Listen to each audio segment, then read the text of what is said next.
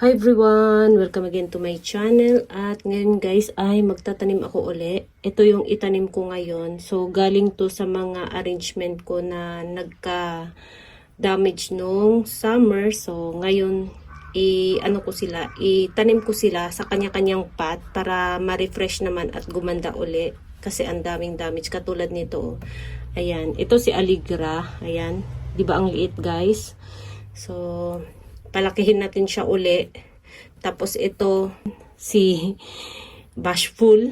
Ayan na yung hitsura guys. Ayan.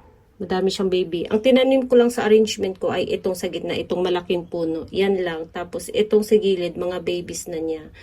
Ayan. So, i-ano natin siya, iripat natin siya sa bago niyang pot para gumanda siya uli next year. So, ito si Santa Luis.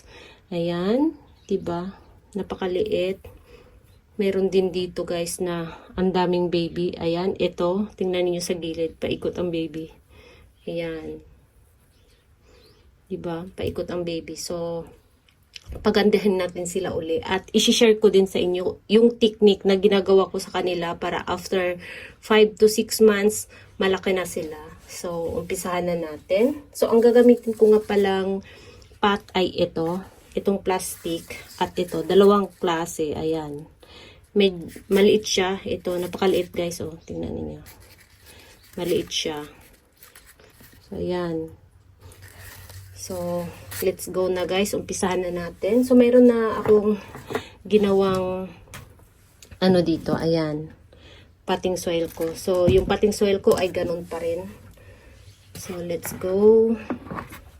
Start na tayo. So, unahin natin yung medyo malaki. Ayan.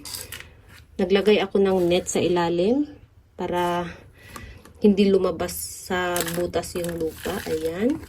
So, konti lang. So, ito yung mga ginagawa kong technique para lumaki sila after 5 to 6 months. Ayan. Merong konting lupa. And then, ang nilalagay ko, ito. Ayan. So, ito ay all 8 fertilizer, 888. So, meron akong video na in-upload dati na ano yung gamit kong fertilizer. So, ilagay ko na lang sa screen. So, yun pa rin yung ginagamit ko hanggang ngayon. Ayan, ganyan siya.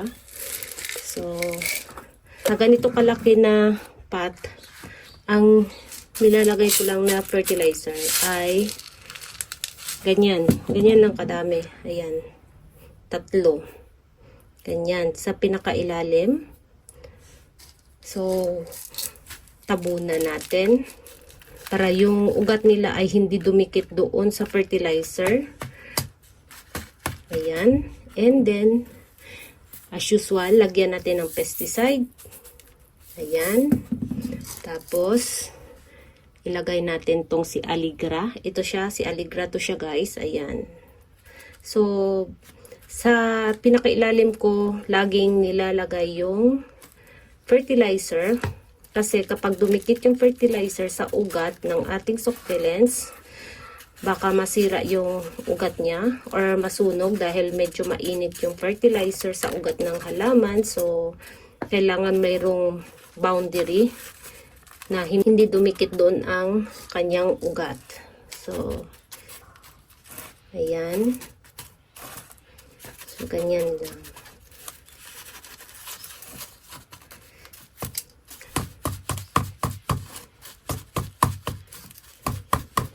So, ganyan lang guys. Yan lang yung ginagawa ko. Ayan. Naglalagay lang ako ng fertilizer sa pinakailalim ng pot.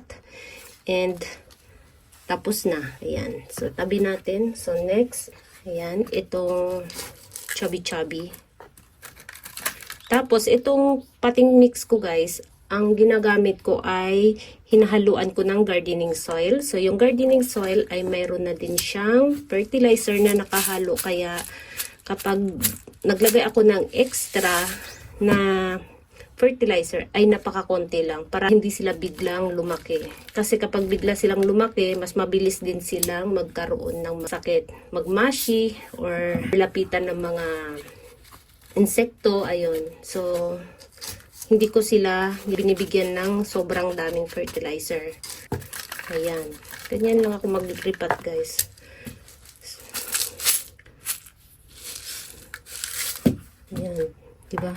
Napakakunti lang. O, tingnan ninyo. Ayan. Yung puti. Diba napakakunti lang. So, ayan. So, ang next fertilizer nito ay wala na. Wala na. Hindi ko na sila bibigyan ng fertilizer. Tama na to siya para hindi sila ma-over-fertilizer at nagsusurvive sila sa summer kapag hindi sila nasobra sa fertilizer. So, ganyan lang guys. Oh, ayan. Meron na tayo dito. Tapos, so, gumamit tayo ng maliit. Ayan. Maliit naman yung gamitin nating pot. Ayan. Ayan. Ito namang maliit. So, hindi ako gumagamit ng diretso malaking pot. So, inaayon ko yung laki. Kung gaano sila kalaki, inaayon ko yung laki ng pot para sa kanila. Para hindi sila ma-overwater. Ayun. So, ito yung itanim natin. Ito si Maria. Echeveria Maria. Ayan. So, ayan. So, wag na wag ninyong guys, yung fertilizer. Idikit sa ugat kasi masusunog talaga yung ugat ng inyong halaman.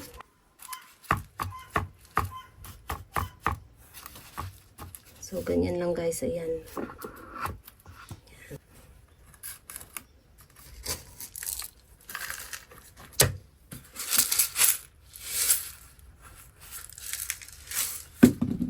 Ayan. Diba napakakunti lang talaga ng iniligay kong fertilizer. And then, itong ito.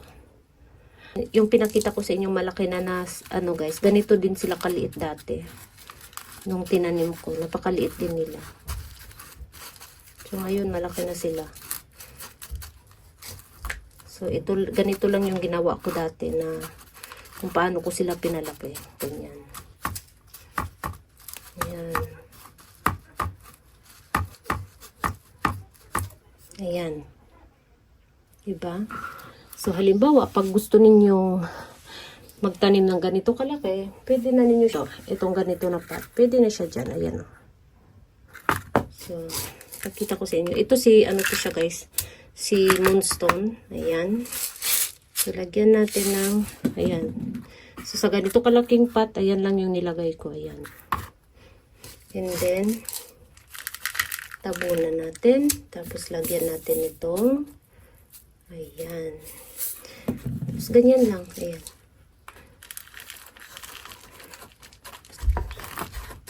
So, ganyan lang kabilis guys, diba? Ayan.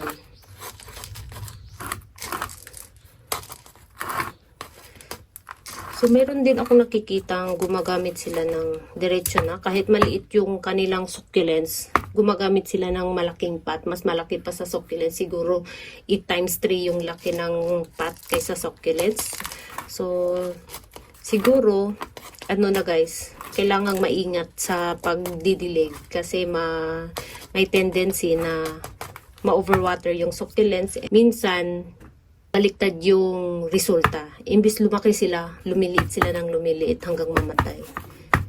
So, mas maganda talaga mag-start kayo sa maliit na pot, palaki ng palaki, para hindi ma-damage yung succulents ninyo. Ayan. So, ganyan. Ayan.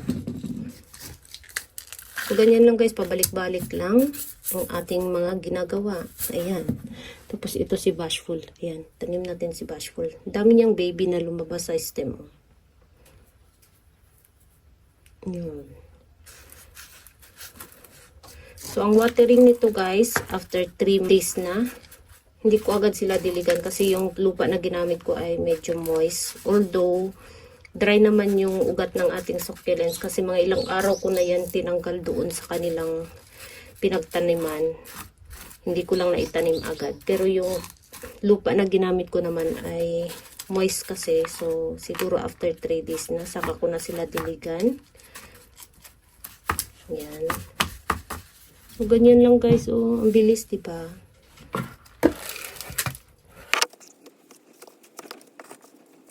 Yan lang kabilis guys, ayan.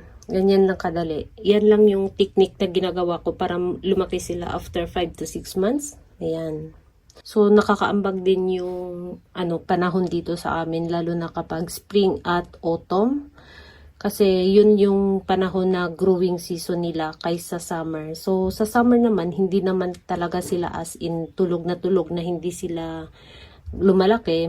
Pero, mabagal silang lumaki kapag mainit ang panahon, lalo na sa summer. Kaya kung summer, mag-ingat kayo sa pagbibigay ng fertilizer kasi mabagal nga yung paglaki nila. So, antay kayo ng medyo bumaba yung temperature, saka na ninyo bigyan ng fertilizer ang inyong mga succulents. Halimbawa, mga bare months, mga ganon, di ba? Medyo maano na sa Pilipinas kapag bare months, medyo hindi na masyadong mainit katulad ng summer. So, yun yung magandang timing na magbigay ng fertilizer sa inyong mga succulents. So, yun lang guys, yun lang yung mga ginagawa ko. Nilalagyan ko lang sila ng fertilizer sa pinakailalim ng kanilang soil.